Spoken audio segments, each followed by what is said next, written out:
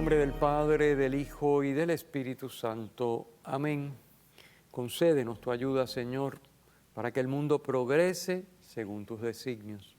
Gocen las naciones de una paz estable y tu Iglesia se alegre de poder servirte con una entrega confiada y pacífica. Por nuestro Señor Jesucristo, tu Hijo, que vive y reina contigo en la unidad del Espíritu Santo y es Dios por los siglos de los siglos. Amén. Bienvenidos a Saboreando la Palabra. Hoy vamos a estar comentando las lecturas del domingo octavo del tiempo ordinario, ciclo C. Y nos acompaña nuestro hermano Irán Díaz. Bienvenido, Irán. Saludos, Padre, y siempre recordándole a la audiencia que pueden ir al Santuario de la Providencia para hacer su lectura de la palabra y encontrar un ambiente muy espiritual que pueda fortalecer esta discusión que nosotros vamos a tener ahora, bien interesante. Prolongar, ¿verdad? El saboreo de la palabra. Correcto. Pueden ir al santuario y allí a los pies de la Madre pueden aprovechar y orar más profundamente con la palabra, no necesariamente la de este domingo, con regularidad, ir por allá, hacer una visita, quizás un día entre semana incluso que tengan disponibilidad y con las lecturas de ese día. Correcto. Es lo que yo siempre recomiendo cuando una persona quiere hacer oración en serio con la palabra, tome cada día las lecturas que ya la iglesia ha preparado para ese día. No hay que inventar, ya la iglesia tiene para cada día unas lecturas. Una lectura, un evangelio, un salmo, pues use esas lecturas para hacer su oración, su lección. Use esa misma lectura. Bien, hoy tenemos de la primera lectura tomada del libro del Eclesiástico, capítulo 27.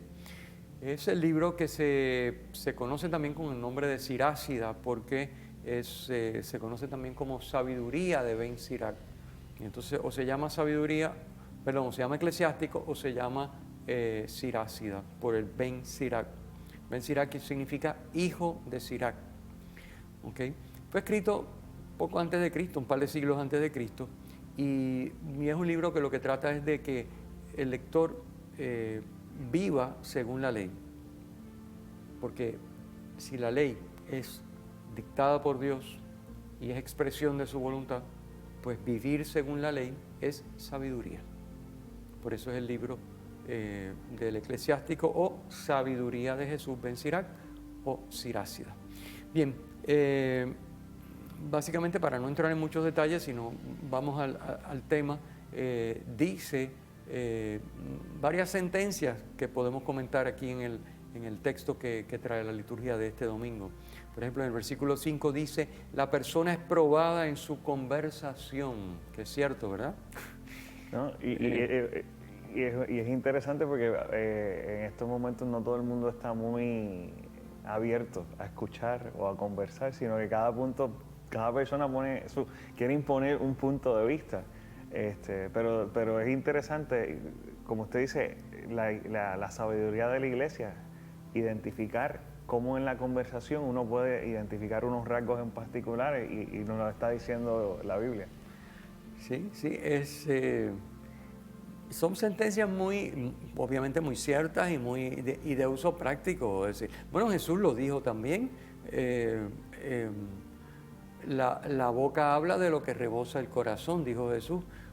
Bueno, la persona es probada en su conversación. O sea, tú sabes quién es la gente cuando habla. Bueno, hay gente muy, ¿verdad?, que sabe disimular, pero en principio cuando uno tiene se abre. Obviamente ahí tú descubres pues, qué es lo que tú sientes, qué es lo que tú amas, cómo es que tú ves las cosas, eso es así. El versículo siguiente va a decir, la palabra revela el corazón de la persona. Recuerden que corazón en lenguaje bíblico es el núcleo diríamos, donde está el cómo somos, por qué somos como somos, lo que nos hace ser como somos. Ese es el corazón, donde la persona, su intimidad, lo que la hace ser, pues eso, todos los rasgos que tiene la persona, todo lo que le hace a la persona ser como es, que le guste más una cosa que otra, que se interese más por esto que por aquello, que sepa más de esto que de aquello, que sea una persona más bondadosa, más dura, o que sea veraz, o que no. Lo que hace que la persona sea como es. ahí, eso está para el judío, eso estaba en el corazón.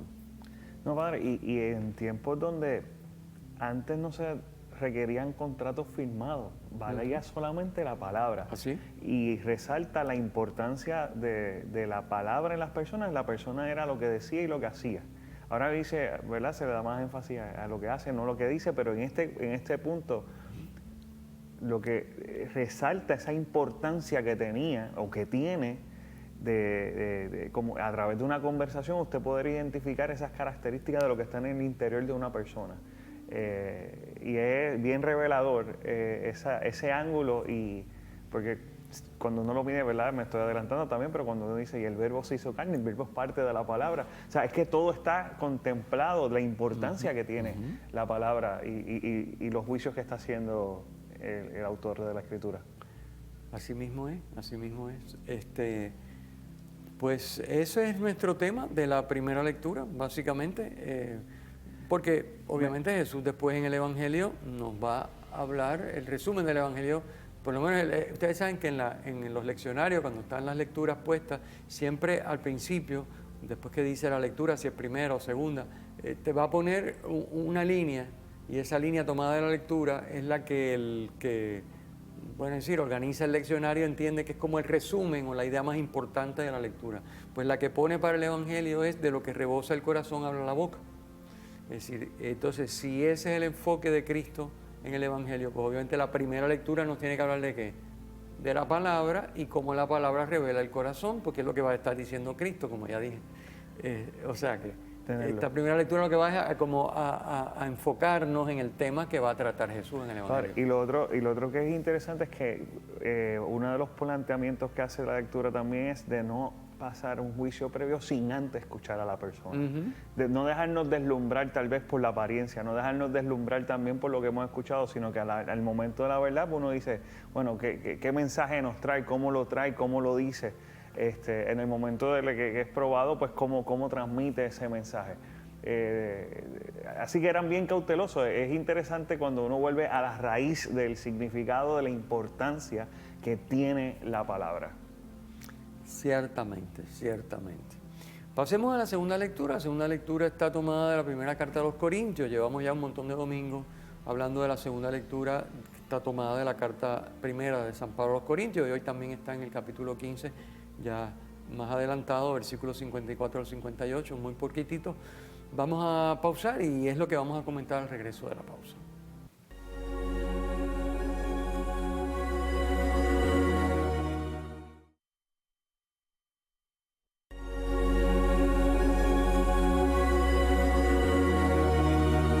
De regreso en Saboreando la Palabra, comentando las lecturas del domingo octavo del tiempo ordinario ciclo C con nuestro hermano Irán Díaz.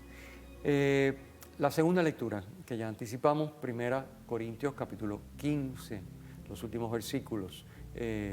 Pues nuevamente estamos hablando de un poquito lo que venimos hablando varios domingos ya, el tema de la resurrección y cómo la resurrección se da por nuestra unión con Cristo, Cristo que es el nuevo Adán, ese nuevo Adán que es el hombre celestial y que por lo tanto pues tiene unas características distintas al primer Adán, que es el hombre terrenal, que es como somos nosotros. Nosotros vamos a morir, pero vamos a resucitar. Básicamente una argumentación para que los corintios entiendan que sí, que la resurrección de los muertos no es una cosa ilógica, ni es una cosa absurda, sino que es una cosa que se desprende de cómo son las cosas, en el sentido de que Cristo es Dios y hombre, Cristo es, por ser hombre, muere, pero como es Dios, resucita, el Espíritu lo resucita, bueno, pues a nosotros nos va a pasar lo mismo. Entonces, esa idea, pues con unos matices y con otros, pues se sigue tratando aquí domingo tras domingo en esta segunda lectura. Por ejemplo, pues hoy encontramos, por ejemplo, que Cristo resucitado es incorruptible y es inmortal. Ya no puede volver a morir.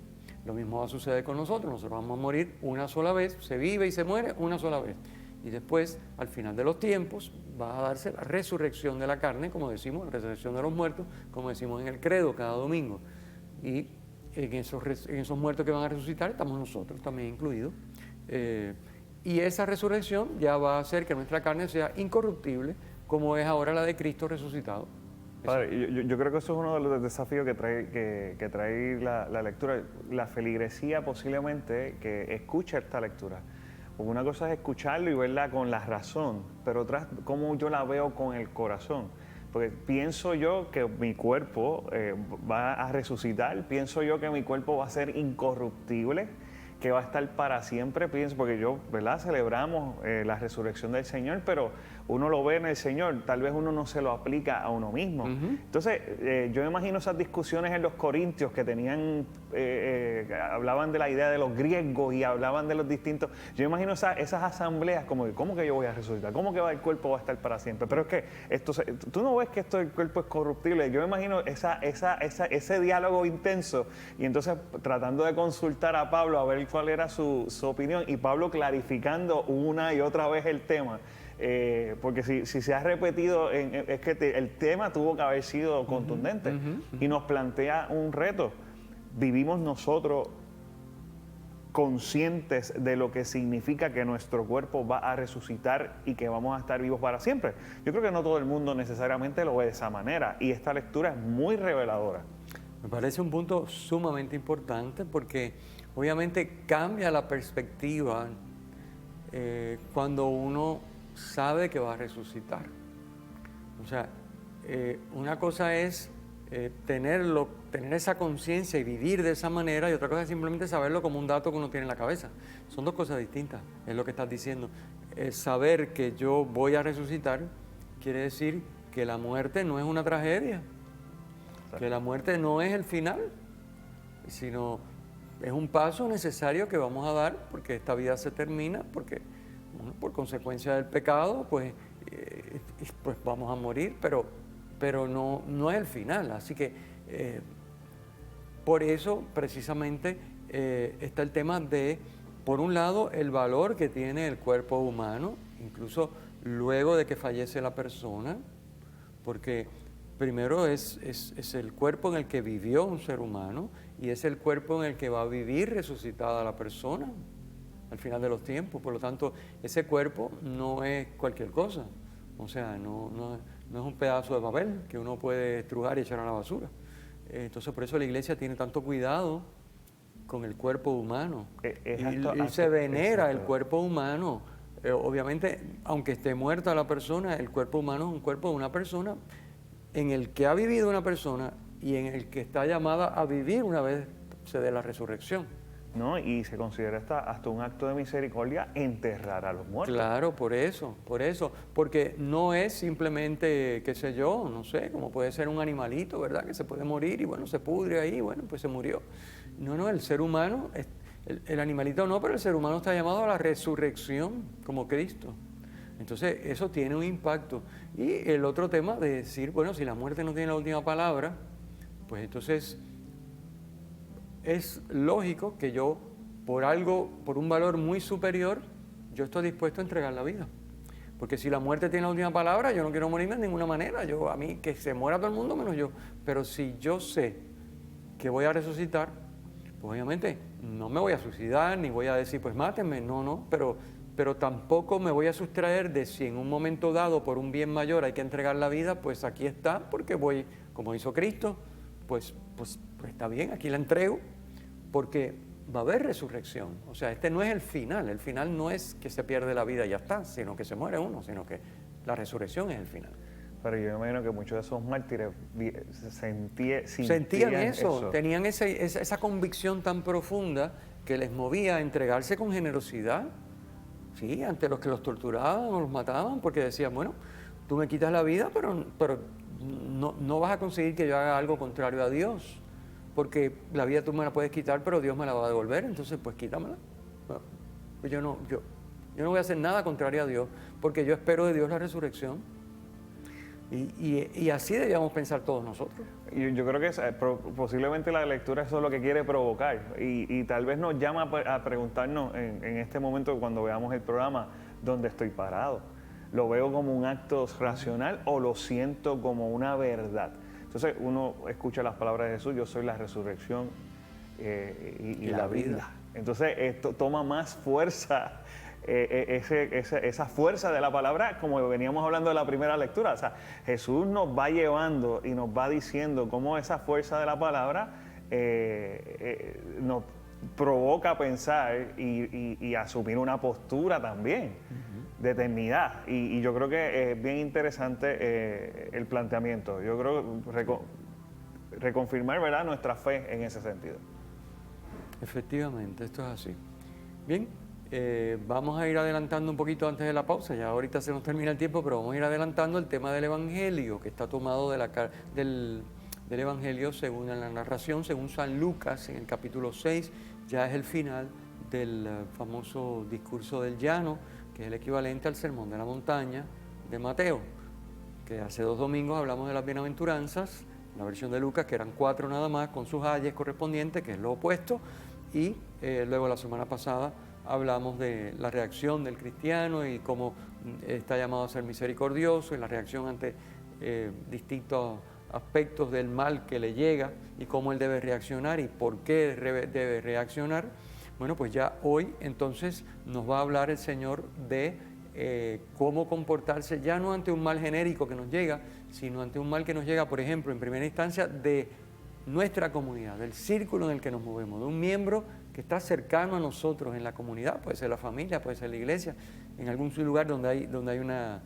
Y entonces, ¿cómo vamos a responder a eso? Que ya no es un mal general, que no es un desconocido, sino que ahora es alguien conocido. ¿Qué vamos a hacer? Pausamos y regresamos.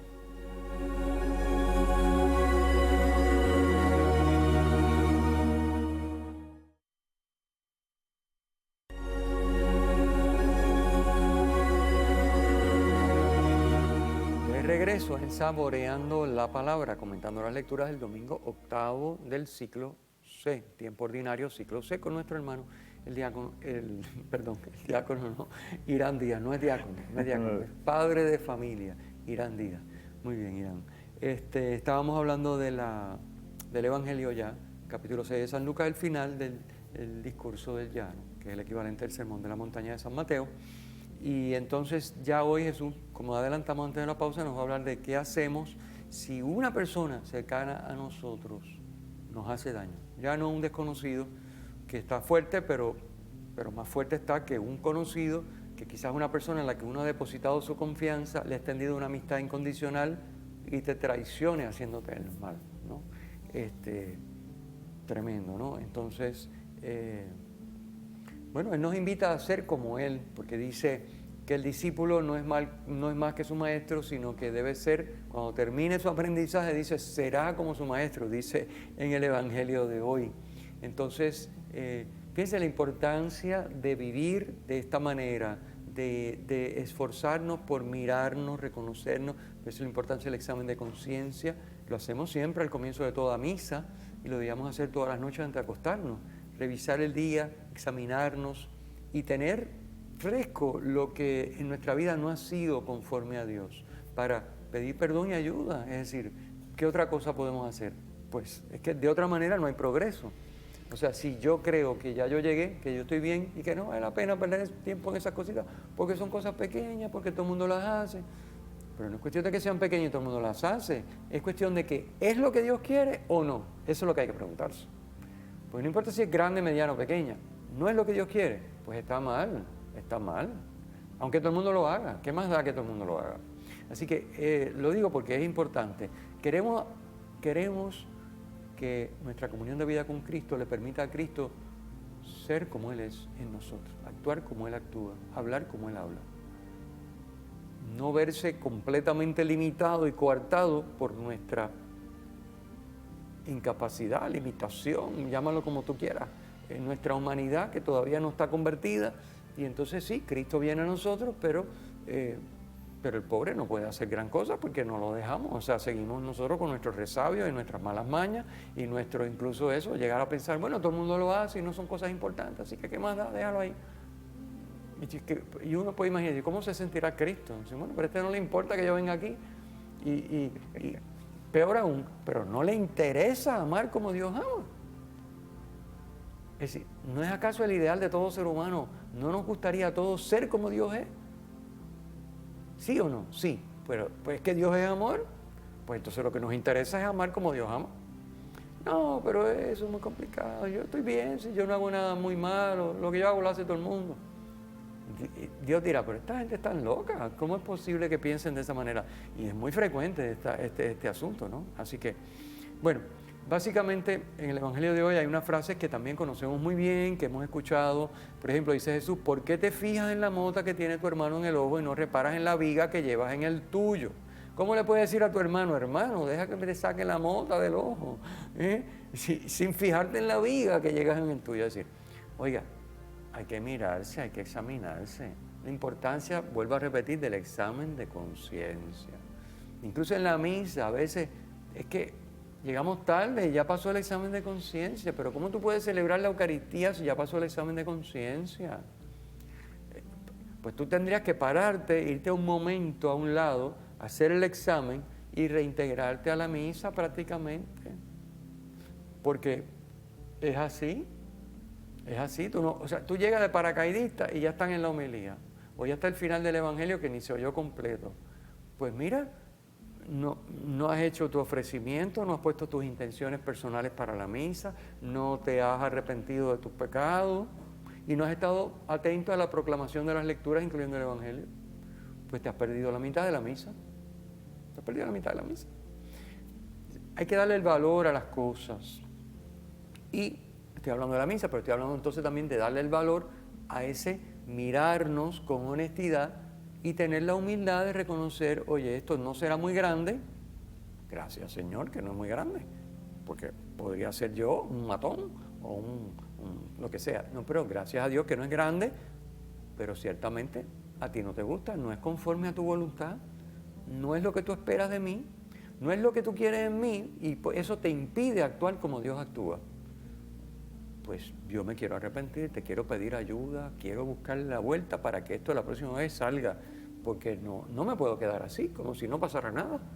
Que esa es la tristeza, porque entonces nos instalamos en esa mediocridad que hace que simplemente estemos gravitando. Fíjense que Jesús dijo una frase muy importante, el que no está conmigo está contra mí. Oiga, esto es serio.